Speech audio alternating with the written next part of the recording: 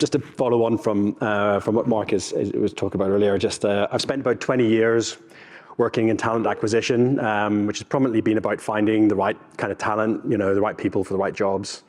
And I've done everything from kind of running early careers programs to building strategies to improve kind of hiring and to make hiring smarter and more effective. And I think, look, what I'm really excited to take you through now is let's just explore what the potential could look like for 2028. As we kind of forward everything that we've heard today and discussed about AI, I just want to give us a forward-looking view of what it could be, so the art of the possible, rather than what it's not what it's going to be, but what it could be. So let's just jump straight into it. So look, we're on the brink of something massive, a new industrial era. It's powered by artificial intelligence, advanced technology, and just like past revolutions that brought us machines, that brought us electricity and computers into our everyday work, this era is transforming how we live and work with AI leading the way. And in talent acquisition, AI just isn't a tool. It's going to reshape how companies find, assess, and hire talent. So we're moving beyond traditional recruiting, and we're stepping into a future where machines do pretty much most of the groundwork. So by 2028, I think AI is going to be smarter, more connected, more powerful than ever.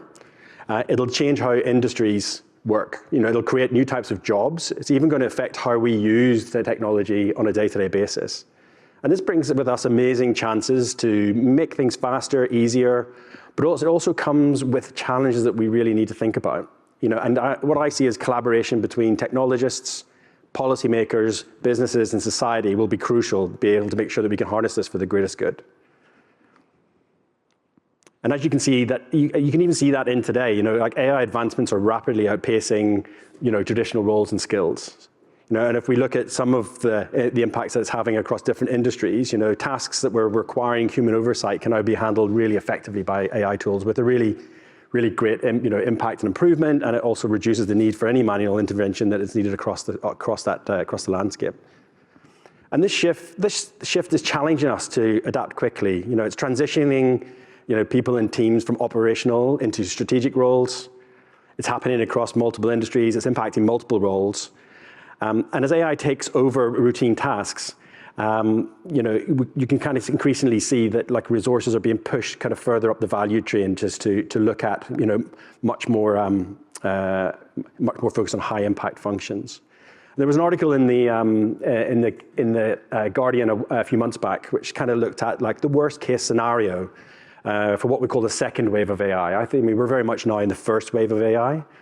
But the worst case scenario for the second wave of AI is that 7.9 million jobs could be displaced. Any gains in the economy from productivity improvements could be cancelled out by kind of zero GDP growth.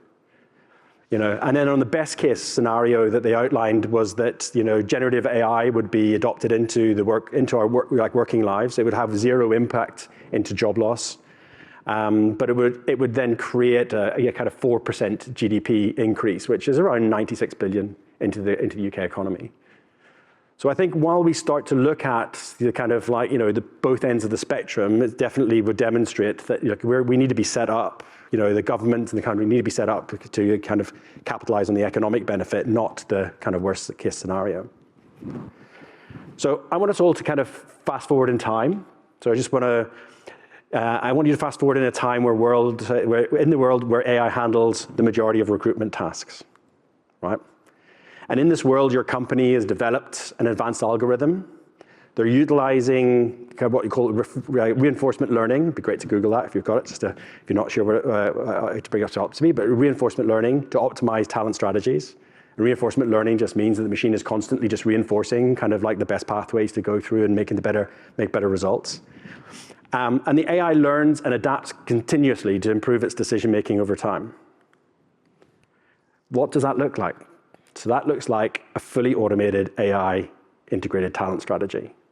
Now, what I've put up on the slides, if you were able to think about each of the points on that slide deck as an agent, we talk about AI agents, but that's an agent and it's an AI algorithm that can kind of complete that activity. And I think this is where we start to move into having overarching kind of programs or agents and then bots that are effectively kind of like executing for other bots, right? So the reinforcement learning is helping AI over time by collecting feedback on which hiring channels, training programs, development efforts work best. The AI is constantly analyzing huge amounts of data, spotting patterns, predicting the skills the company will need. Then it uses this information then to build customized resource plans for each department based on their unique needs. And as the company kind of grows and changes, AI keeps updating these plans to ensure the resources are always in place with the right skills at the right time. So let's have a quick look at how this dynamic data-driven approach can be automated into the hiring process, to make things faster. In this future state, an AI assistant does most of the hard work for you. Let's get it a little bit. Yeah. First, it understands the company strategies. It studies shifts in internal skills, capabilities. It also reviews the external job market, is able to predict the skills the company needs, when and where they need them. It posts jobs, finds great candidates, even chats with them. AI can then interview them, check their skills, and make sure that everyone gets a fair chance. And then once someone is hired, AI can get them started with custom onboard training introductions. And throughout the whole process, it keeps candidates updated and answers their questions, but it does it instantly. There's no delay or lag in any of that piece. So in this new era, AI acts as the central nervous system of talent acquisition. It streamlines every step. When AI spots a skills gap, it automatically starts a hiring process, kind of removing the onerous kind of approval steps that we all have to go through to get started. It scans 1,000 past applications, it even looks at current employees, looks at public profiles, to find the strongest matches. It reaches out to those candidates, it checks their interests, assess their fit. Candidates who qualify then go straight to hiring managers, skipping traditional bottlenecks and delays that we've currently got. So the managers receive detailed profiles, enriched with AI insights, giving them a clear vision of each candidate's strength right from the start. And scheduling, and the scheduling is done instantaneously right there and then. So there's no delay in the process as you're moving through. So that's a hard kind of piece to look at. Traditional recruiting will change. It's time to, when we get to 2028, it'll be goodbye to repetitive tasks. Things like scheduling, first round screenings, follow-up emails, all done automatically. And since AI can handle a lot of these repetitive tasks, recruiters, don't need to do as much of the basic duties that they have focused on, but actually what they have done is that they've transitioned into much more big picture strategies and focusing much more on connections with people. And we see this happening already today, and I think got some examples where Unilever is using AI-powered games and video analysis to screen for screening, reducing time to hire from months to weeks. IBM's AI platform, Watson, screens resumes, matches candidates for roles. Hilton's got an AI chatbot, answers candidate questions, schedules interviews, improves engagement. Amazon's AI handles all their warehouse hiring, and that pretty much is an end-to-end, from screening to job offers. So we're starting to see that this move and thing is not coming for us. We're actually starting to see this in the mainstream in large organizations. So as AI takes over routine tasks, recruitment teams of the future will be built not on sheer numbers, as we typically start to look at hiring volumes, capacity planning, breaking down the job segmentation, how many recruiters will we need, how many sourcers, how many coordinators and the like. But it's going to be based purely on kind of like speed, quality, and the human experience.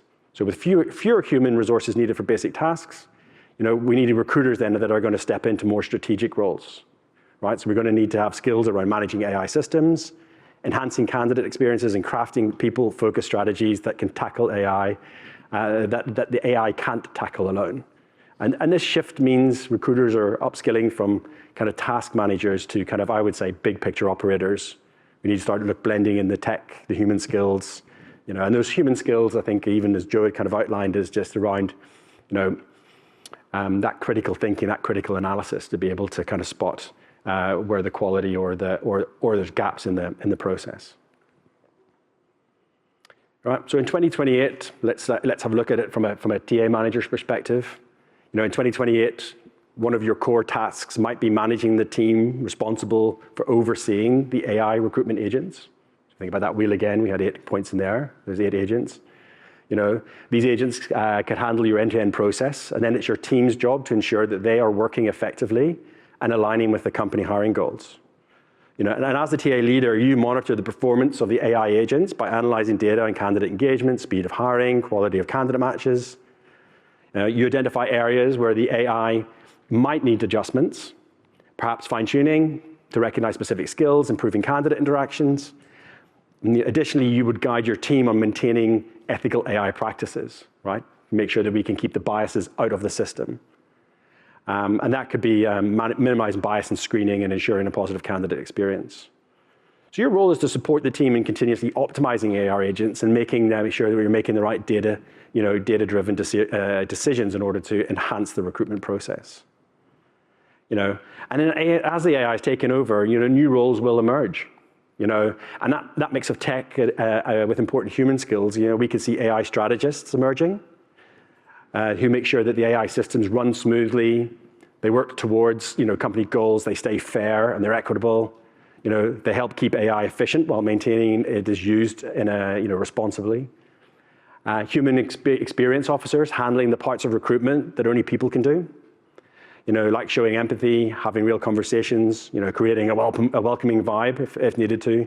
And they make sure the candidates feel valued and positive in the experience. And I think when we had the chat, we were talking about, if a candidate wants to go through an automated process, that's great. But if they want to speak to somebody, who would they go to? I can definitely see these roles emerging. And then talent acquisition process architects, designing and improving, how AI is used in the hiring in order to keep things fast and efficient, enabling more time to connect with people rather than handling process tasks or executing on the day-to-day activities. So shifting to an AI-powered talent acquisition environment isn't just about adding new technology. It's a complete way of transformation of roles, processes, and ways of thinking. And I think this calls for a new skill that emphasizes adaptability, strategic thinking, and a focus on human connection. By building a stronger understanding of AI, upskilling yourself, and your team, and prioritizing strategic, people-focused skills, you're setting both you and your organization up to make the most out of AI's potential. Embracing ethical principles, encouraging a culture of continuous learning, and leading with a clear vision will not only smooth the transition, but it will also lay the groundwork for the ongoing success and the future of recruitment. And AI isn't just a tool. I definitely think it's a game changer. I think we've all kind of got to that today, but it's a game changer that's going to transform how companies find and hire people. I think, if we were to look back, I'm of an age where I could look back, 15 plus years ago and think, at that point in time, why would we ever want to hire an employer brand person into the team? What is a data and process person or a data analytics person going to be needed? I also remember implementing iGrasp in 2003, and the bank that we implemented it for telling us that, this is going to reduce all of our recruiters. Did the opposite.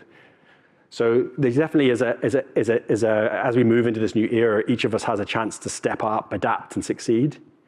And by learning more about AI and understanding data, we can stay at the forefront of technology. So by developing skills that focus on strategy and people allows us to bring unique, irreplaceable value to the workplaces.